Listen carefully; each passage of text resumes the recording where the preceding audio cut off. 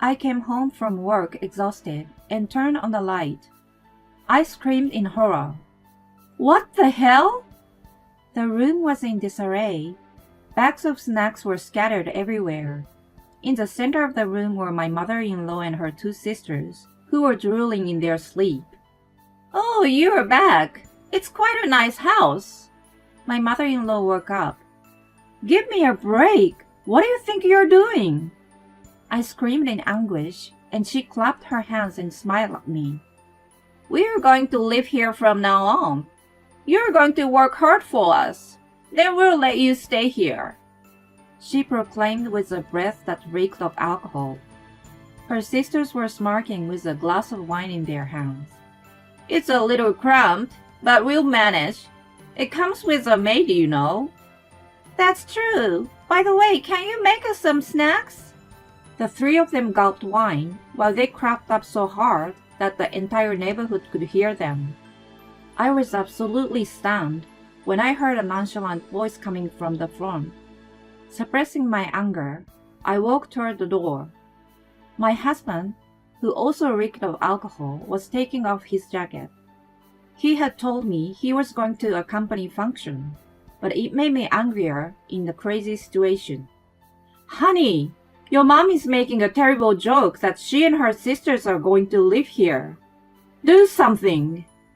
Oh yeah, I think I got a text about that from her. She said they were having a party tonight. Are they still drinking? I was taken aback by his indifferent attitude. Are you serious? What are we going to do about their living expenses and stuff? She said she would pay us rent. You just need to put in a little more effort on housework. Anyway, I'm a little hungry. So can you make me something quickly? He walked into the bedroom to change. I went back to the living room and saw the three of them once again sprawled out on the floor. They had such a dumb sleeping faces. I saw a wine bottle lying on the floor.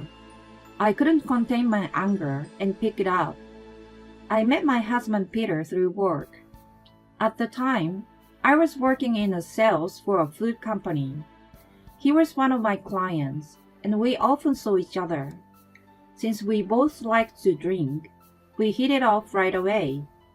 The year after we met, we started going out. We went around places that served good drinks and sometimes made cocktails at home together. Although he was a little insensitive at times, I liked his cheerful and optimistic personality. 2 years later, we got married and bought a house near his mom Betty. It was spacious for the price, bright, and in a safe neighborhood. We decided on it almost immediately, partly because he was close to his mom. That was the beginning of the mistake. I'm hungry, Dana. Hurry up with the food. Huh? Are you going to stay for dinner again? Watch your tongue. You're so sarcastic. Come on, start cooking. Soon after we moved into our new house, Betty began visiting us almost every day without notice. Because I had changed my work when I got married, I did have more time on my hands than before. I was planning to spend it studying for my certification exam. Betty didn't care about it and kept coming over as she wished. I couldn't neglect my mother-in-law, so I had no choice but to entertain her. In retrospect, no matter how awkward our relationship became, I should have firmly rejected her. Eventually, her sisters Diane and Anita started coming along with her. Oh no, we're out of snacks. You need to stock more. I will open the new tea box. The sisters were both divorced. If they behaved like that all the time, no wonder their husbands ran away. No matter how disagreeable they were still close relatives of Peter. I sucked it up and continued being treated as a maid for his sake. When the stress was getting to the point where I couldn't even manage my daily life, the three sisters went away on a short trip.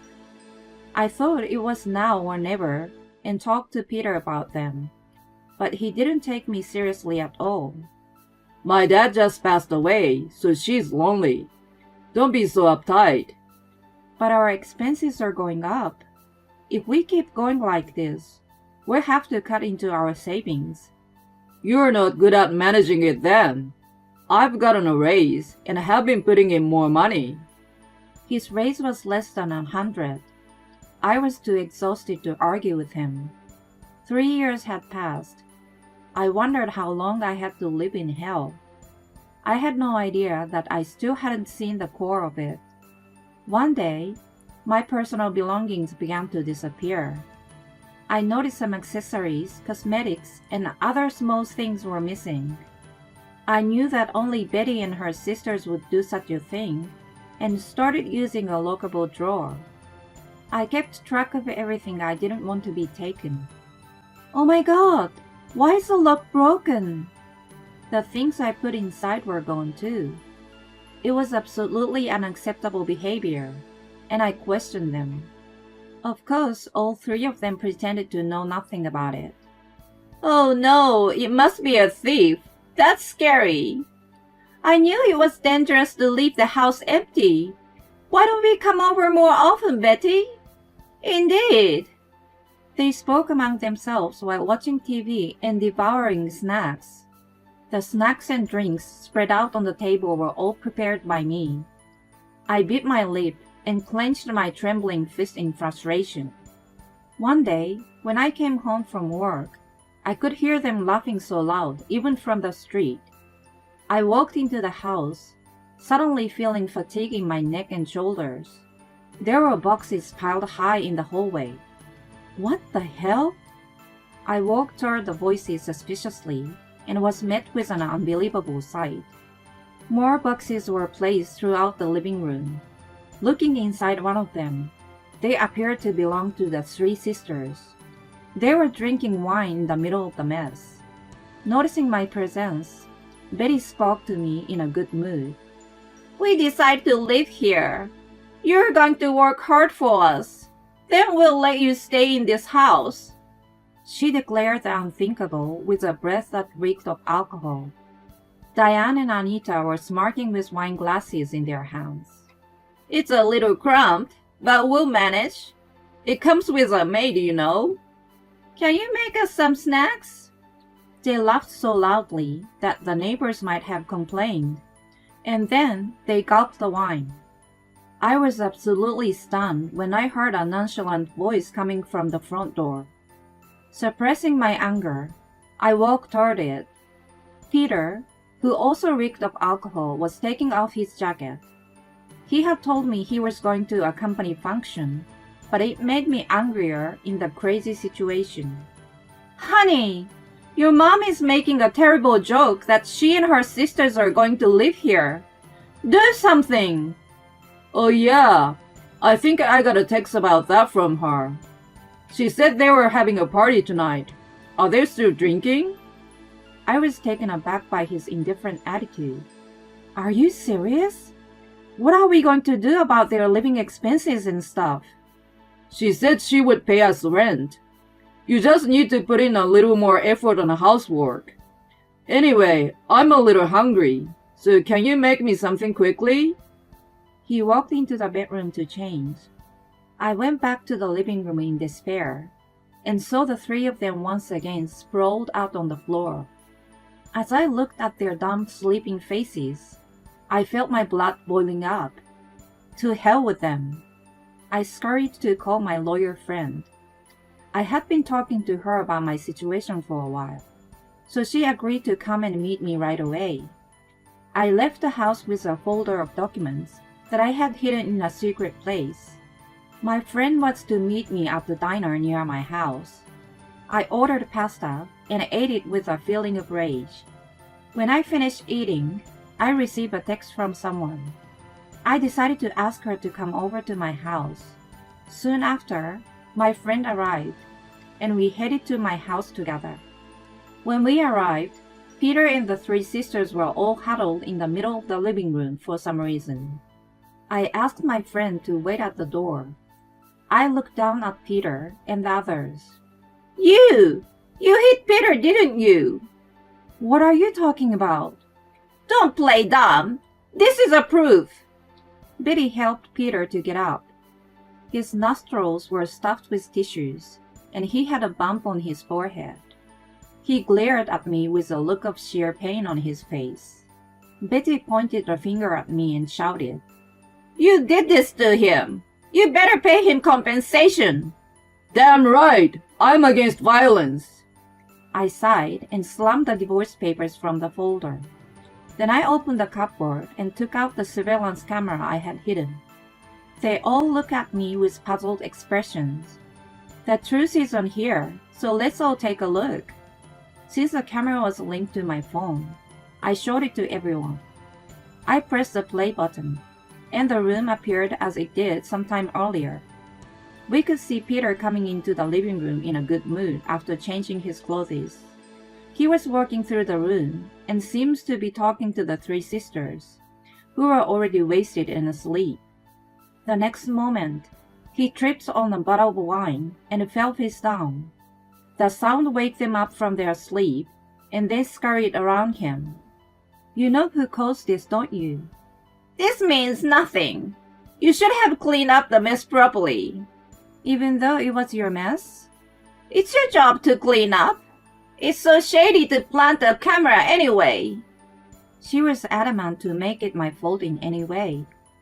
I didn't expect logic from her, but I also didn't think she was so obstinate. I tapped the video I had taken a few days earlier and held it up in front of them again. It was footage of the time my lock was broken. There I found the sisters breaking it and stealing my things. They seemed to realize that it was indeed a serious matter, and their faces began to turn pale. The reason I set it up was that I wanted to know who was stealing my things. I guess thieves exist closer than you think, right, Betty? Well, that's... Wait a minute. Stealing is indeed a terrible thing to do, but you must have known from the recording that I was injured. You are also a perpetrator for ignoring it. His absurd argument made me laugh. How did I end up marrying such a man? I would have loved to go back in time and ask myself. I led my friend into the room and presented the divorce papers in front of his face. I was worried when I saw it, so I came home in a hurry. Even though we are getting a divorce, I wouldn't wish you any harm. Unlike your family, I'm not morally corrupt. I then told them that the house was in my name, that my parents had purchased it, and that I had the documents to prove it. I also told them to pay for cleaning the house and the stolen items. Diane and Anita raised their eyebrows and started yelling at Betty. This is not what you promised us. That's right. You said I would have an easier life here, so I already moved out of my apartment. Are you guys saying it's my fault? It was Diane who brought the wine in the first place. As the three of them argued, Peter came to me begging. He apologized to me with tears streaming down his face. Just as I was about to say it was too late, the doorbell rang. I shouted toward the door to come in, and the woman appeared. Aunt Angela! Hi, Peter. You've been gained so much weight. And why are you looking so pitiful? She took off her sunglasses and flashed her beautiful smile. I felt the mood in the room change completely.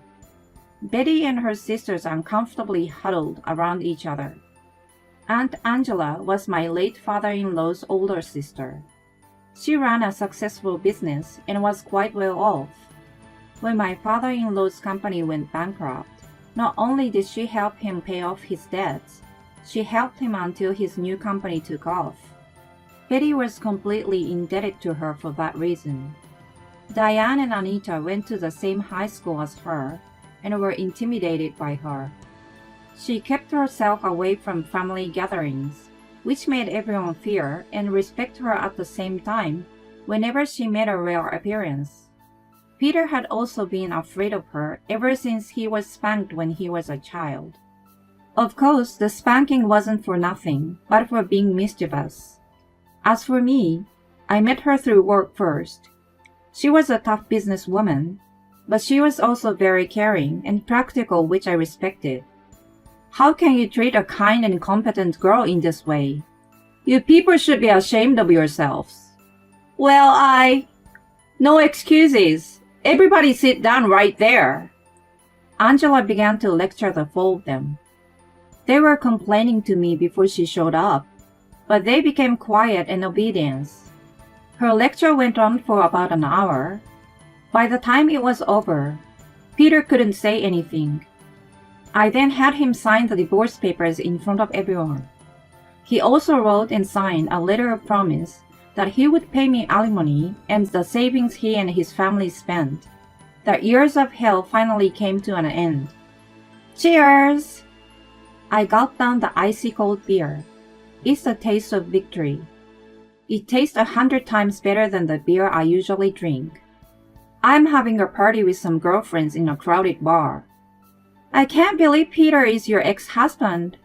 I was dumbfounded when you told me. Yeah, well, by the way, thank you for your help.